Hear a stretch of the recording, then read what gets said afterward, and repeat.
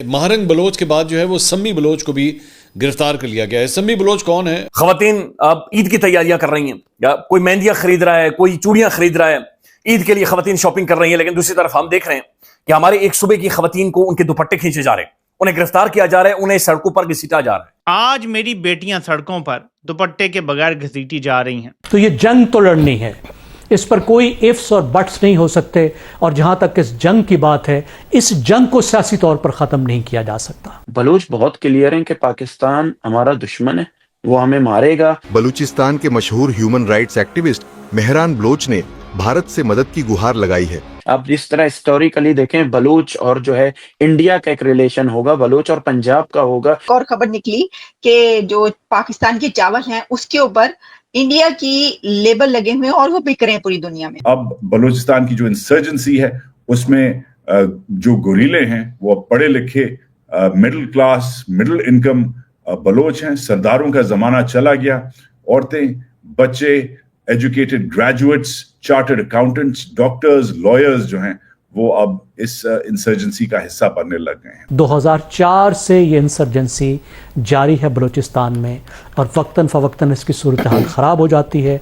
इस वक्त ये सूरत हाल बहुत ही सीरियस है। We expect the worst from Pakistani state. हमें पाकिस्तानी फौज से हर तरह की ब्रूटैलिटी की उम्मीद है और तवक्को है, क्योंकि उनकी तारीख हमें ये बताती है कि बांग्लादेश में जिस तरह का वहशतपन, फौज को हथियार डालना पड़ेंगे, जैसे 1971 में भुट्टो के सामने पाकिस्तान में ये हालिया वक्तों में बांग्लादेश में हुआ है। पाकिस्तान वही कर रहा है जो 1971 में पाकिस्तान ने बंगालियों के साथ किया। बंगालियों से तो पाकिस्तान हार गया, बीच में हिंदुस्तानी भी आ गए, हारना था। बीच में 1600 किलोमीटर भी थे, हारना था। नमस्कार दोस्तों, मेहरंग बलोच के बाद पाकिस्तानी फौज ने अब समी बलोच को भी गिरफ्तार कर लिया है। इस वक्त बलूचिस्तान आज़ादी के बहुत करीब आ चुका है और समी बलोच की गिरफ्तारी के बाद पूरी दुनिया मेहरंग बलोच की गिरफ्तारी को लेकर आवाज़ उठा रही है।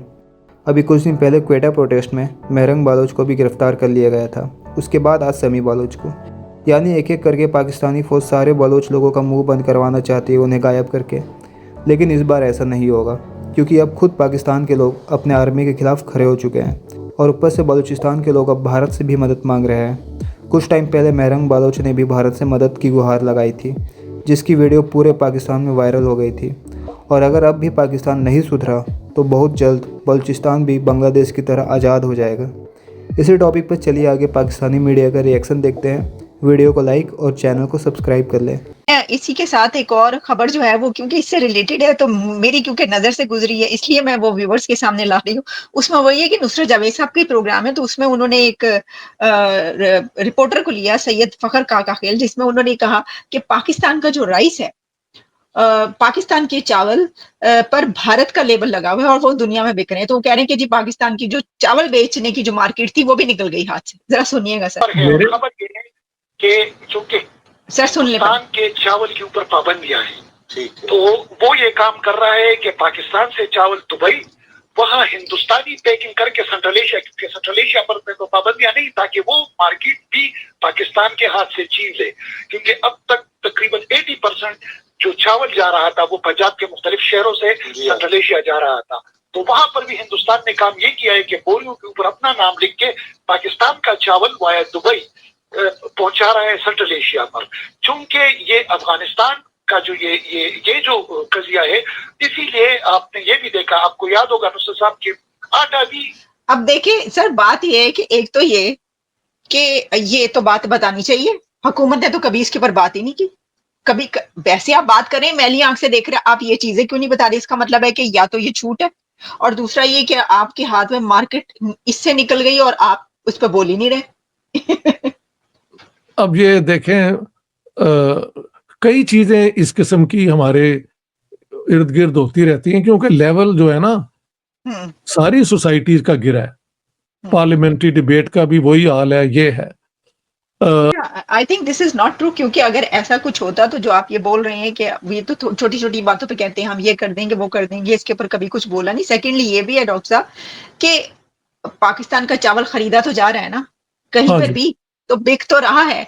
तो अगर ये कर दिया तो पाकिस्तान का चावल तो बिकना ही बंद हो जाएगा ना। अगर बिक रहा है तो इनको पता है। अच्छा, और अगर इनकी मर्जी से बिक रहा है तो फिर शोर मचाने की क्या जरूरत है? नुसरत नहीं बचा रहे ना, वो तो एक रिपोर्टर ने बात कर दी, वो क्योंकि बड़ा प्रोग्राम है नुसरत जावेद का, इसलिए ये निकल गई।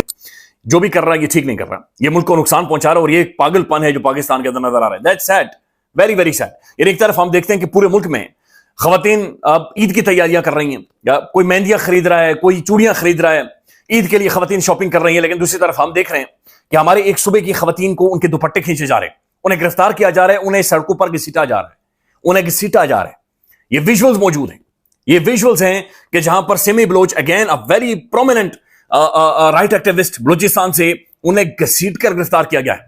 और ये बेशर्मी की और ढिठाई की इंतहा यह है कि बिलावल भुट्टो जरदारी कौमी असेंबली के अंदर जब वो तकरीर कर रहे थे, आपको याद होगी, उन्होंने कहा, जनाब बिलावल साहब ने, उन्होंने कहा तुम इतने बेशर्म हो, तुम इतने बेगैरत हो, तुम मर्दों से नहीं लड़ते, तुम मर्दों से लड़ा करो। और क्योंकि जो मरियम साहबा हैं उनका जनाब दरवाजा टूटा था, तो उसके ऊपर बिलावल साहब भड़क गए थे। बिलावल साहब उस दिन पहली दफा उन्होंने कहा तुम बेगैरत हो, तुम मर्दों से नहीं लड़ते, हम ये कर देंगे, हम वो कर देंगे।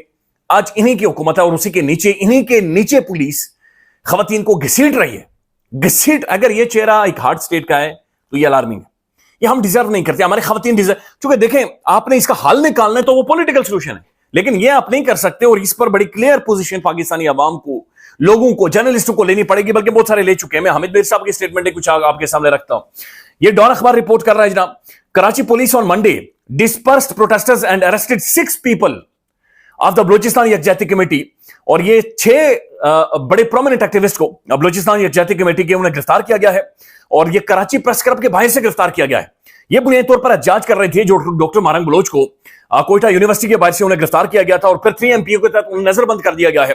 ये 16 मजीद एक्टिविस्ट हैं जिन्हें कोयटा से गिरफ्तार किया गया था, उसके खिलाफ या उसके हवाले से ये प्रोटेस्ट कर रहे थे।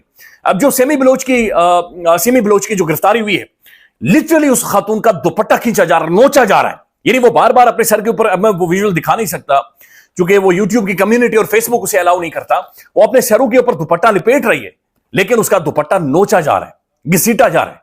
गाड़ी के अंदर जब उसे डाला गया, उसने बाहर निकल कर भी उसने ऐसे विक्ट्री का निशान बनाया कि हम अपने राइट्स के लिए लड़ेंगे, हम अपने राइट्स के लिए खड़े होंगे, खड़े। ये जो विजुअल्स हैं, ये अलार्मिंग विजुअल्स हैं, ये बड़े खौफनाक विजुअल्स हैं, ये जिस तरफ भी जा रहे हैं। पाकिस्तान वही कर रहा है जो 1971 में पाकिस्तान ने बंगालियों के साथ किया। बंगालियों से तो पाकिस्तान हार गया, बीच में हिंदुस्तानी भी आ गए, हारना था। बीच में 1600 किलोमीटर भी थे, हारना था। बीच में 100 साल पुरानी बंगाली नेशनलिज्म थी, हारना था। मगर बलोचों के साथ जो है पाकिस्तान क्या करेगा? एक तो कोई इस वक्त बड़ी ग्लोबल पावर पाकिस्तान को टूटने का हिस्सा नहीं बनेगी। उस जमाने में बहुत सारी ग्लोबल पावर्स थी जिन्होंने कहा था पाकिस्तान टूट जाए खैर है, मगर उस जमाने में फर्क था। पाकिस्तान उस जमाने में एक न्यूक्लियर पावर नहीं था, आज पाकिस्तान एक न्यूक्लियर पावर है। 1971 में चाइनीज ने एक हद तक मदद की, चुप हो गए। अमरीकियों ने एक हद तक मदद की, चुप हो गए। अंग्रेजों ने एक हद तक मदद की, चुप हो गए, पतली गली से निकल गए। पाकिस्तान टूटना था, पाकिस्तान को टूटना है तो टूटने दो, ये मौकिफ था उस जमाने के ग्लोबल पावर्स का। अब की ग्लोबल पावर्स का जो मौकिफ है इज वेरी डिफरेंट। पाकिस्तान अब अगर टूटता है 200-250 न्यूक्लियर वेपन्स के साथ, तो उसका जो इम्पैक्ट है, जियोपॉलिटिकल इम्पैक्ट है, बिल्कुल फर्क है। So this is very important.